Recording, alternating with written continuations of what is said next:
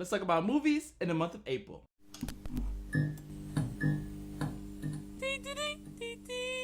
Hello, beautiful one and YouTube fan. My name is Kevin Jackson, and welcome to this latest episode of Kevin Makers Friendship and Love.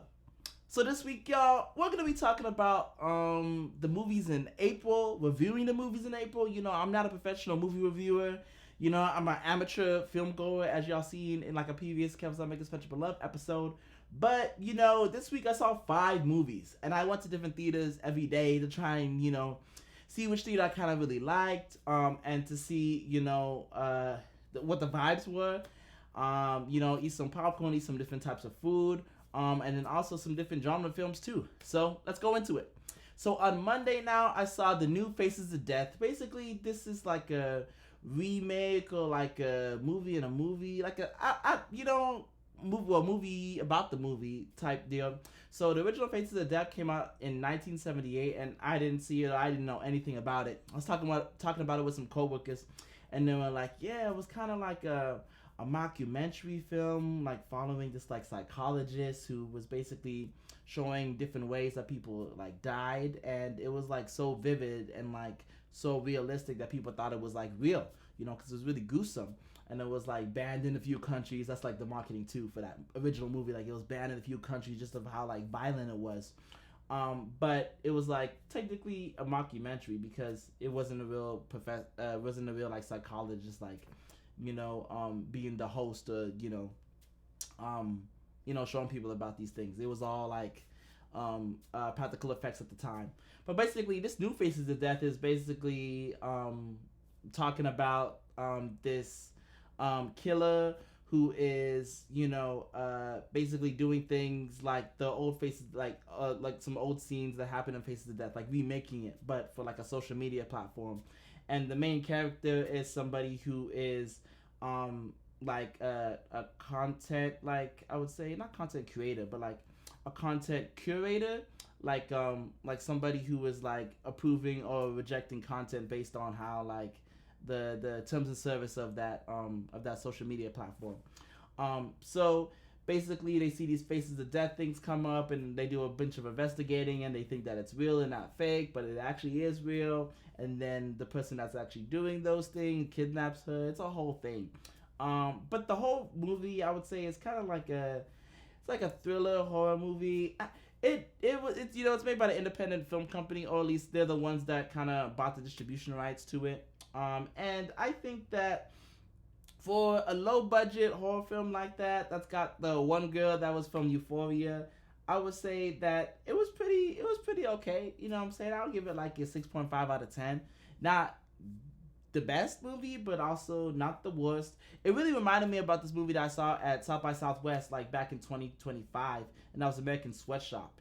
And that was the girl from freaking Riverdale. You see how bad I am at I'm forgetting these actresses' names. You know what I'm saying? But it was a girl from Riverdale, Lily Reinhart, and it was basically it was like literally around the same premise. Like she's basically a content like approver, you know, she works at a, you know, social media platform, well, a third party that's doing the approving and denying for the social media platform, and she sees a video come up and thinks that it's real. But no one around her thinks that it's real, and then it just elevates to where she goes out and tries to find the person who's doing these killings. So it was like pretty much almost identical. The only thing about this Faces of Death is that the killings are based on the old Faces of Death, you know, that the killer's inspired by. And honestly, which one do I think did it better? I think the American Sweatshop had a little bit more creepy factor built in, because like even like because both girls are facing some type of trauma, but for some reason maybe I just have a little bit bias because I saw American Sweatshop first, but it just felt like a little bit more vivid. Like I was just like, oh, like this is crazy, like what's going on, like she's actually being affected by this, things around her being affected in like crazier ways. You could see her devolve into madness. But with the Faces of Death movie, she like gets kidnapped like right away, so it's not like something that happens like fast. That happens fast. I mean, that happens like a slow burn. You know what I mean? So, yeah, that's your spoiler review for that one. So yeah, I give that basically 6.5 out of 10.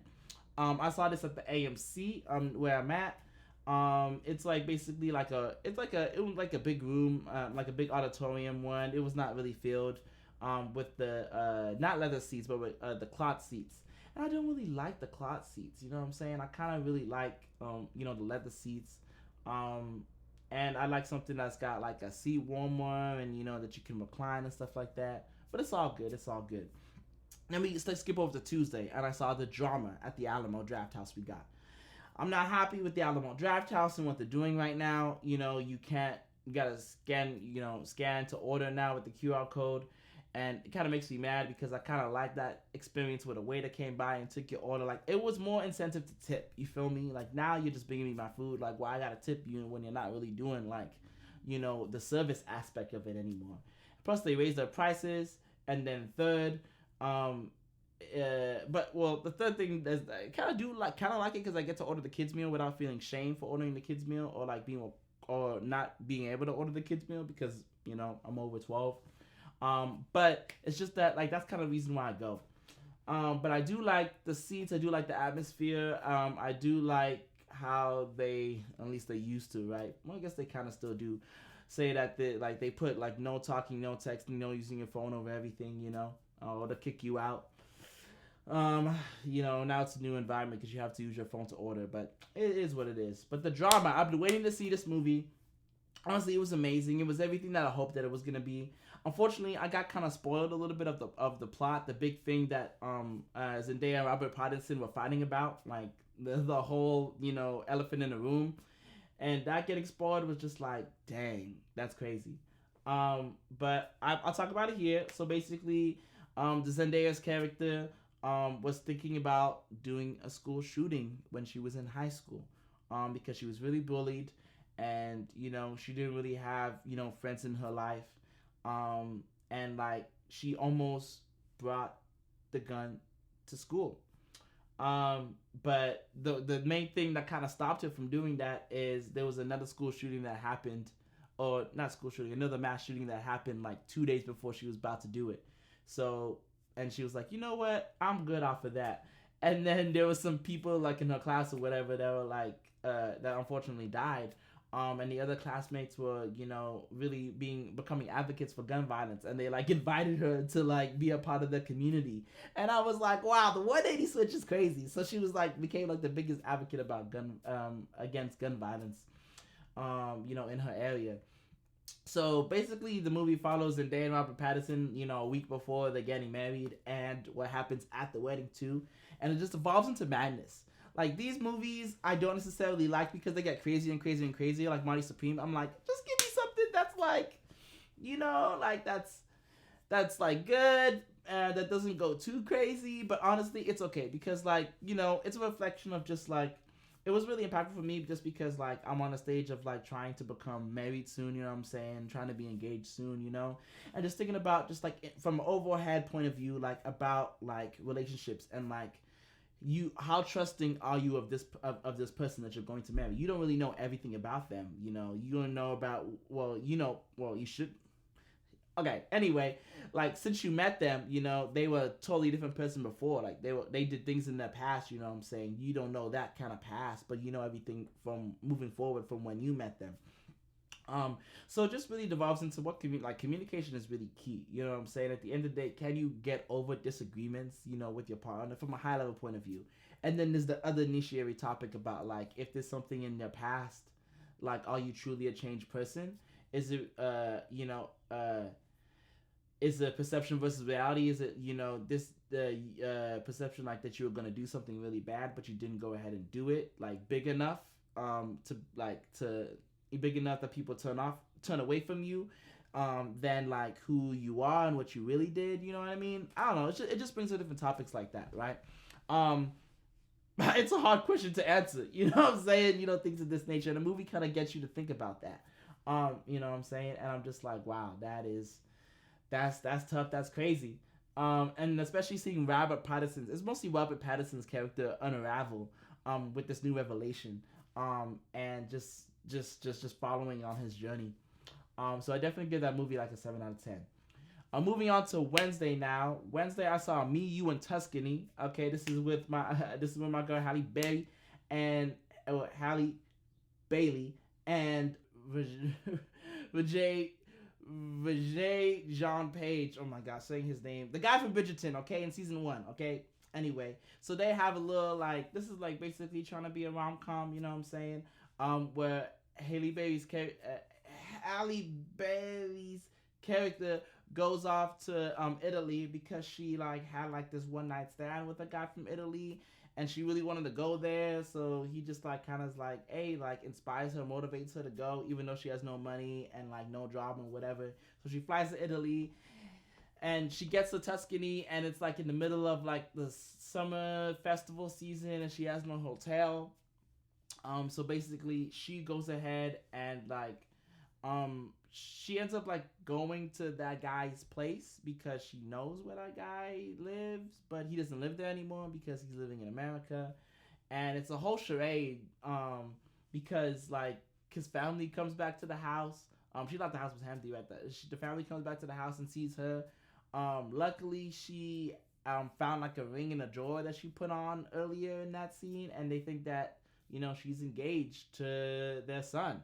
So it's basically, you know, that miscommunication film, where she's like has to like, instead of like, because she's not trying to go to jail, that she lies and basically says like, yeah, I'm engaged to your son.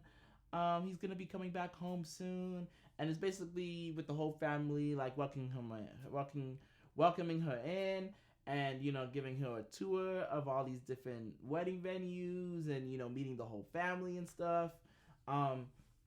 Vijay, Vijay Jean Page's character is basically like the adopted son as well. So it's the adopted son who owns a winery, where like they go to see where the weddings like to, you know, to try and play with see where the wedding's happening, and they kind of like have a little connection. They kind of fall in love a little bit, but it's very interesting, because then the long lost son comes home, and then there's like, you know, a little disagreement because I guess the adopted brother and the son, like they have a little bit of rivalry going on. Like they're like one was too good for the parents and one was not good enough for the parents, you know, type deal. And they continue to lie for a little bit until the son comes back and starts kissing his, you know, ex-fiance, and then they have to just unravel the whole thing. This movie was like a made-for-TV movie. It really was like I guess they really filmed it in Italy. I don't really know, but it just felt like the vibes of the made-for-TV movie, and just like the corniness of it. Like I get it, but it wasn't really that funny as a rom-com. And it was, yeah, I guess it was more romantic, I guess, but it wasn't that much comedy. It was more romance than anything. But I just had fun with it. You know, you just gotta turn your brain off with movies like that and just roll with it. This one was I would say I'll give it I'll probably give it another 6.5 out of 10. I would say 6.5 out of 10 for the rom-com aspect. And I saw this one at the AMC. This is the AMC that had the heated seats. This is the one that I love. Heated seats that goes backwards. You know, the recline. I was like, ooh, I'm enjoying this movie. It is great. So at least enjoying the ambiance. You know what I'm saying? Well, the movie was fun too. But that's basically what happened on Wednesday. Okay, so we get to Thursday now, and I see Lee Cronin's The Mummy. And this one, I saw trailers for it, like, I think, like, maybe almost a year ago or something, or, like, 6 months ago or something. And I kind of totally forgot about this movie, you know. This movie podcast I listened to, they were talking about it, how they were excited about it since seeing the trailer. And I saw, like, just a teaser trailer, you know what I mean? When they were talking about it in the podcast. But I saw, like, the real trailer, like, you know, in the movie theaters, but like long time ago. But I forgot about the whole plot and everything. So basically, this is this husband and wife, and the wife is a nurse, and the husband is like a like trying to be a TV anchor, like, you know, TV reporter, news reporter. So he's just like finding out jobs everywhere. So they're actually in Egypt, where he's a news reporter. And they have two children. One of them is a girl, one of them is a guy. And then for the girl, basically she's outside playing, and this random like Egyptian lady who's like been like grooming her. She's been giving her like candy every day. And then this particular day, like the girl actually gets kidnapped. So the family's like devastated. The family's just like so bad. So they end up moving back home to America. When they live in like Albuquerque, New Mexico, which is like so random. Anyway, 8 years later, like the Egyptian like police call them and it's like, yeah, we just found your daughter, and the daughter is like basically like been mummified, like she's like still alive but like in like a crazy state, you know what I mean? She's just um like like she's healthy on the inside but on the outside she's just like seems really feeble, like her skin is really really like um what you call it, like discolored, and she's just it's just crazy. So they actually I guess fly her back because the doctors are like, hey, like she just needs like family to kind of remember, you know, who she is and kind of like readjust to home. And I'm just like, I don't know about that. I don't think any type of being at home is gonna help her. She needs to be in a hospital, maybe institution. I don't know. I don't know. She didn't do anything crazy yet. But there starts to be signs that things happening that's like, oh, this woman is kind of crazy. Like she's coughing up like crazy vomit that's like acid vomit. She's like ending up controlling one of her what like so like the family has another daughter and ends up like controlling the daughter, so she's saying crazy things all the time.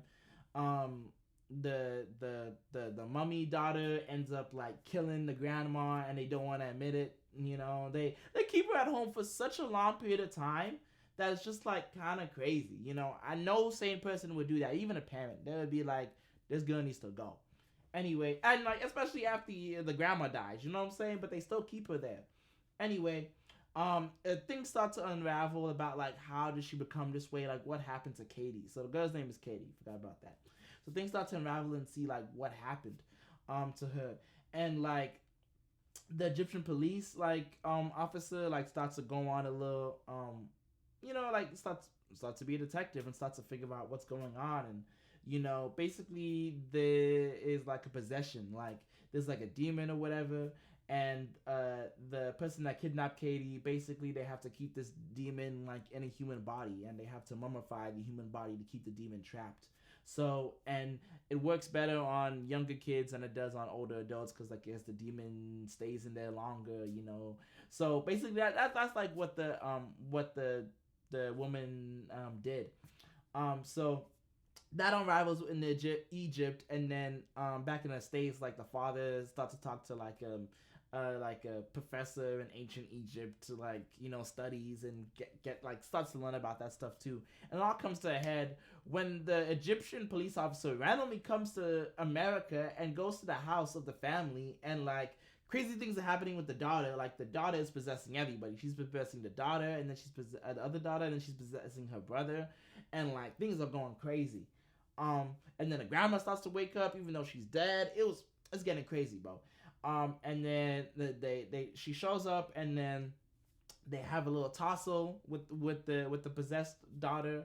And they're able to just move the demon into the father, and you know, do that whole ceremonial ritual, and mummify him and stuff. So that movie was a slow burn, and the last like I don't know 15 to 20 minutes was just like boom boom boom boom boom. I was not expecting, not ready for it.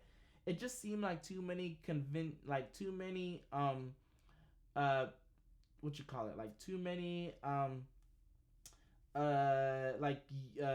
too many coincidences, yeah, for things to happen. And I was just like, this is just not really it for me. Like I wish they kind of stayed in Egypt for the whole movie. That would have been funner, because like I don't know, it just felt more realistic then, you know, than just like, and it wasn't really about mummies, more about like the demon possessed guy, like the demon possessed daughter, or like the demon itself, like. So I don't know, this one I would give a 6. I actually would give it lower than Faces of Death and lower than Me, You, and Tuscany, just because like it just seemed like people are making stupid decisions, and I wish it was more like in Egypt, centered in Egypt. It's all good though. It's what it is. I saw this one at the Alamo again. This one I just got the popcorn for. I didn't get the kids meal this time. But the popcorn was pretty good. I was waiting around for a while though. I think I was waiting around for maybe like, I don't know, like 20 minutes for my refill of popcorn, and that got me pretty upset. So and like I did it in the on my phone too for the refill, and I clicked to hit the button for the refill, and it didn't come like for 20 minutes. I had to do it 3 times. You know what I'm saying? And it's just kind of stupid. Anyway, we go to skip to Friday now, and the last film that I saw this week is Normal. This one's the one with Bob Odin, Cook. That's a movie with him. The guy from Better Call Saul, the guy from Breaking Bad, the guy from Nobody and Nobody 2. He's getting into that action space, which I kind of do like. He's basically like a separated husband who is a former sheriff who gets hired by the small town in Minnesota to become like the interim sheriff until they have elections. And everything seems to be good. Like, seems to be a little cutesy, small town. Nothing crazy goes on in Normal. It's just all normal until like this bank robbing occurs.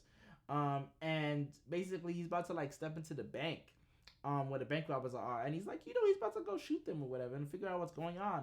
But like the cops that are like behind him, like they stay behind, right? They actually shoot him as he's about to step into the bank, and everything unravels because it looks like the town is basically kind of owned by the Yakuza. And like the Yakuza have like part of their fortune stashed in the vault in the central bank of in the small town. And the whole town like basically gets a cut of this. So like they all start to fight the sheriff, and the sheriff has to make his way out. But he's a really nice guy. So like you can tell that like at first like before this whole bank robbing happens, he just doesn't really care what's going on. Like he just wants to be a nice, kind dude. But then once this bank robbing happens and they're shooting at him, he starts to like go back to his older ways of actually caring about people and actually trying to get down to the bottom of it. And protecting people too. So he's even protecting the bank robbers, you know what I'm saying? Because, they're just in a bad situation on the way that he's looking at it, and it's just basically just the action movie, you know what I'm saying? I'll say it's action comedy actually, because it's kind of really funny. This one I would actually give it,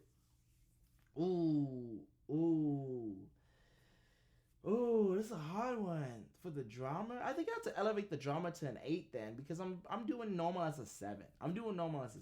Okay? Because this one is really funny. This one's got a lot of action. There's a subplot too with the older sheriff, who basically died, whose place he's taking. He has a daughter. And that daughter was trying to get him out of the situation that he was in. Like she was trying to tell him like, hey man, you need basically to stop. You need to get away from this life. Working for the Yakuza really. And he tries to do that, but then the whole people in the town kill him. Basically, the new sheriff, Bob Oden Cook's character, and the daughter, they kind of have this relationship going on too, at least towards the end at the beginning of the film a little bit, and then at the end of the film when they pick them back up. And the bank robbers, they basically exit like halfway through the film, which is good though, so I'm glad they're safe. Anyway, but they got a new lease on life, but I really liked it. I enjoyed it. It was fun. Definitely give it a 7 out of 10, I would say, for what it was. It's a small little film too, nothing too crazy. But I saw this one at the AMC, in another different AMC. This one's a little bit smaller theater. Didn't get any food this time. Just saw the movie and dipped. But I kind of liked it. I would say I enjoyed it too. This one theater though does have a glass separation between like I think rows G and H or G and F, I think. And that was kind of the only sucky part, because when you recline, like you get blocked by the glass. So I do give that a little bit, lower tier than the cloth seat auditorium one, but it is what it is.